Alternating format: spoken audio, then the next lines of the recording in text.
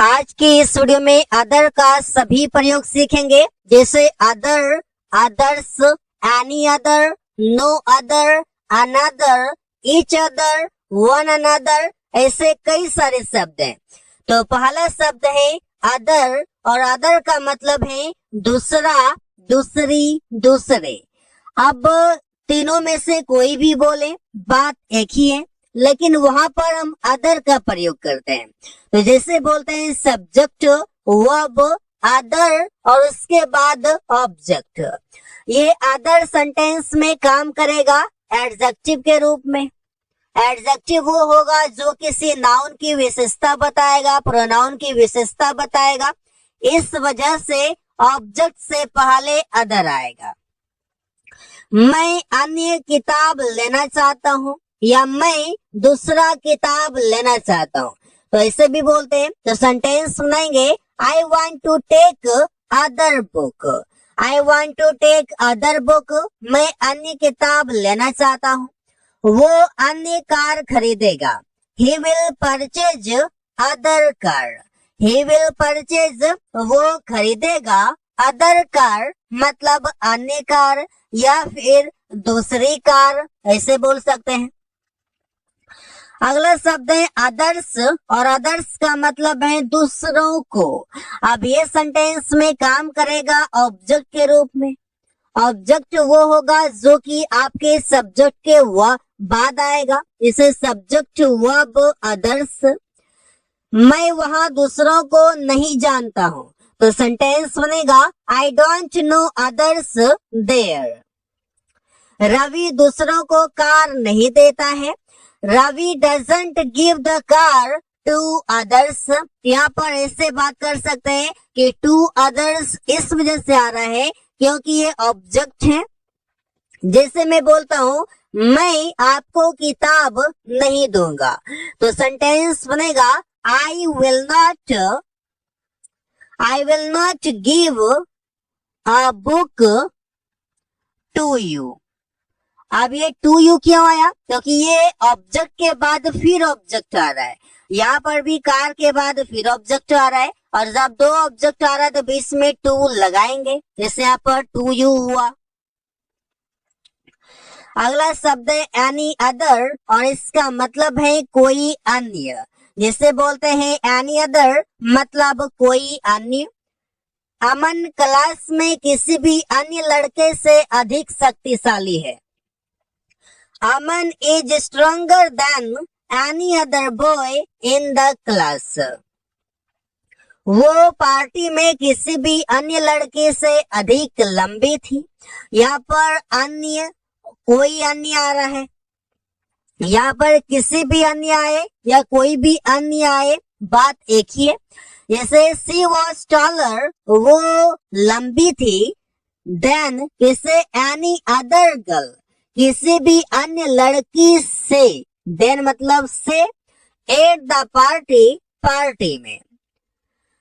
Each other का मतलब है एक दूसरे। जैसे इसका प्रयोग करते हैं दो लोगों के साथ, मतलब जब भी हम दो लोगों की बात करेंगे एक दूसरे के बीच, वहां पर ईच अदर आएगा।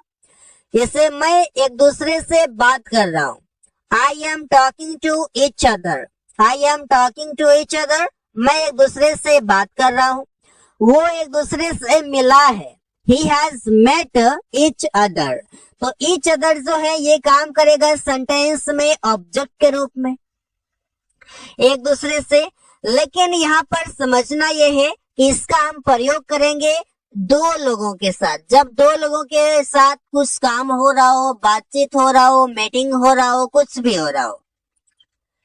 अदरवाइज, और इसका मतलब है अन्यथा, वरना, नहीं तो, ये तीनों मीनिंग एक ही शब्द देता है।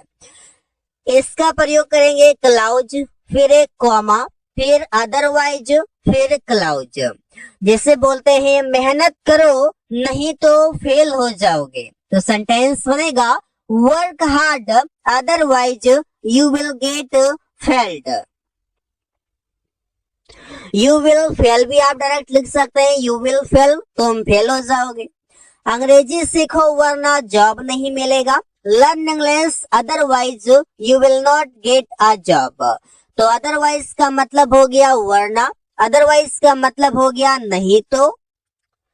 नो अदर और नो अदर का मतलब है कोई अन्य नहीं। जैसे कोई अन्य लड़का रवि के जितना तेज नहीं दौड़ता है, यहाँ पर कोई अन्य और यहाँ पर है नहीं, इसके लिए नो अदर लिखेंगे।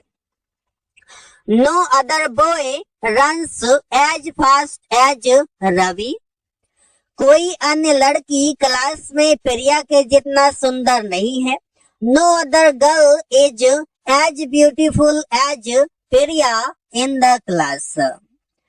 अगला शब्द है वन अनदर और इसका हिंदी मीनिंग है एक दूसरे, लेकिन इसका प्रयोग करते हैं दो लोगों से अधिक के साथ।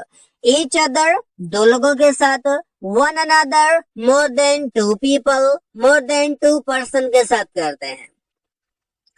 इसका भी प्रयोग सेम तरीके से करते हैं सब्जेक्ट वर्ब वन अनदर। जैसे हम लोग एक दूसरे से बात कर रहे हैं, अब हम लोग जैसे ही बोल देते यहाँ पर हम लोग दो से अधिक हैं, तो सेंटेंस बनाएंगे we are talking to one another. वो एक दूसरे के साथ व्यापार करता है। अब वो व्यापार करता है तो एक दूसरे के साथ मतलब यहाँ पर मोर देन टू पर्सन है, मोर देन टू पर्सन हो गया। He does a business with one another। यहाँ पर इसे प्रयोग कर सकते हैं, कई सारे सेंटेंसेस बना सकते हैं।